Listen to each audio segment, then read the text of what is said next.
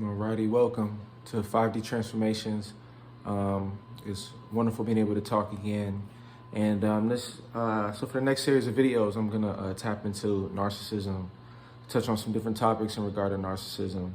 So just to get started, I had a really good question from somebody, and it was a question that was asking, how do you, in a situation where you have a narcissistic step parent, how do you save the parent, which in most cases is going to be your parent that is now with this narcissist that's beginning to, infiltrate their mind, projecting things onto you, painting a picture to make you look as though you're the problem child, you're the black sheep. And what they're doing is they're tapping into questionability. They're beginning to question what it is that you bring to the table. They're questioning your capabilities to do things that naturally wouldn't be things that you'd be questioned about. You're noticing a new narrative coming to play, and you're like, hold on, when did the narrative become woe is me? When did the narrative become about me having to go in a certain direction that wasn't the case before? Some people who grew up with narcissistic step parents from the beginning when they were young are in a situation where they don't even know a different life. They just know that this is how things go. But as they're getting older and more mature, they're starting to think for themselves. And now they're starting to learn the conflicting views that they may have versus that narcissistic step parent and that dynamic that the narcissistic step parent creates. So the question is, this narcissistic step parent, really having a negative, has essentially come into the family dynamic and kind of invaded the space for the other people. It's how do you save the parent? So first and foremost, that's a good question. And the first thing you got to realize is that you can't save the parent. That's the number one way that you're gonna drain yourself out, become even more entangled into the narcissistic step parent's reality. By trying to save the parent, it's going to create even more of a tug of war. So now you're really triggering the narcissist to really, dig deep, because now you're pulling away their prized possession, which is their narcissistic supply. So that's the last thing you want to be. Trying to take away a narcissistic supply is like trying to come into their home and take something away from them. So, and then on another level, it makes you too invested. And as an empath, a lot of people that have narcissistic step parents and that are in these dynamics, a lot of them have empathic qualities. And in one of the videos I talked about before, as an empath, it's just tough because, if you take on a lot of energy, which makes you susceptible to be a number one target for a narcissist. So I really want to help through these series of videos, just work with people who are in these scenarios to understand that your power isn't in doing more to save somebody or doing more to fix a situation. Your power and your, the shining light that's going to save the day for you is going to be in your ability to get away, your ability to have no contact, your ability to let them live their life. Because at the end of the day, it is a bit of to assume that your parent needs to get away from this person is to a degree a form of control in denoting that person's experience. You're not in their shoes. They love that person for whatever reason. They have their own relationship. And just because someone is a narcissist or has narcissistic tendencies doesn't mean they're fully evil, especially to the people that love them.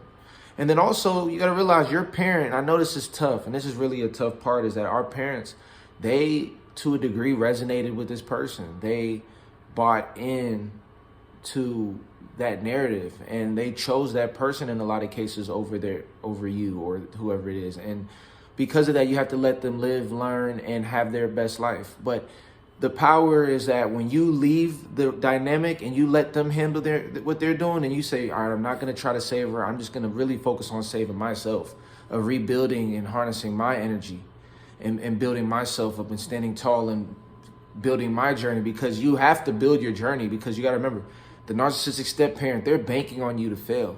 So all of your energy has to be toward really putting your best foot forward to create a comfortable life for yourself, to show them that you don't need to be, that you can make it without them. Once you do that, you're now leaving them to deal with their own chaos. What you have to realize is just when it comes to a narcissist, it isn't like you're the only person that they're bringing that energy to. They might have other kids, other family members, other job responsibilities that they're carrying that energy with them. And then their own relationship themselves. You show me a narcissistic relationship that isn't a complete, SH show. I'll just say that. It's not a complete chaos mess.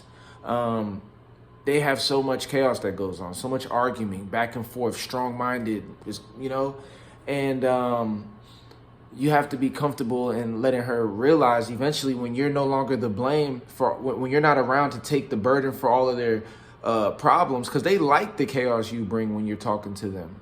They like the chaos of, you being the one doing this, that's so stupid what they're doing, blah, blah, blah. You become the entertainment for them so that way they don't have to deal with their own problems. But when you take a step away, you make them deal with themselves. And man, that's the most powerful move you can make, because then they start to deal with their own BS. And now, it gets real, because now they got to deal with themselves. So stop being the scapegoat. You can't save the parent. All you can do is live your best life, give them the space to want to come back, because eventually what you'll realize is you still have a vibrant, good energy, and they're going to still need that.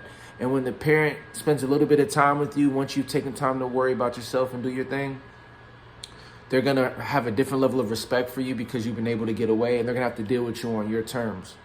And it's going to build a level of respect that they have for you. And the parent's going to begin to think on their own and question, like, am I really making the right?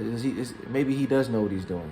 You have to get away, build some mystery, build your life so that they can say, maybe he does know what he's doing. And they will get to that point, but you have to show them in the physical. Unfortunately, they're not banking on you to do that. So you have to really invest in yourself, get to where you need to get, so that over time they realize, okay, that person really knew what they were doing. Now, so that's it. The only number one way they're going to respect you enough to even care about your perspective, to get them to want to change, or to get your parent out of that situation, is if you get away from them, live your best life for a period of time. They see it. They build a respect for it because they have no choice, because you're doing your thing. Then once time plays out and you had space, they're going to come back around. It's up to you whether you want to engage again. If it's your parent, I'm sure you do. And they're going to begin to build a respect for you. Last thing I'm going to say, with narcissists, they prey on the weak. They hate the weak. They despise the weak. And they respect the strong. So where empaths mess up is they're always trying to plead and convince, and it makes them, the energy is weak. Even though they're saying certain words, the energy is weak, which then makes the narcissist have no respect for you. So just keep that in mind. Instead of trying to do that, the powerful thing to do is cut off that, like, hey, you're going to deal with me like that?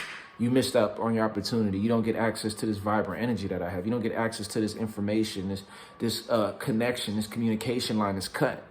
And I'm going to give this communication line to the people in my life that deserve it. And you do your thing. You work with more people. You live your life. You become more and more independent. And that's how they kind of bolster you to be great. Because for a lot of the great people out there, it was narcissistic parents, step-parents that drove them to be successful. You have to use that motivation.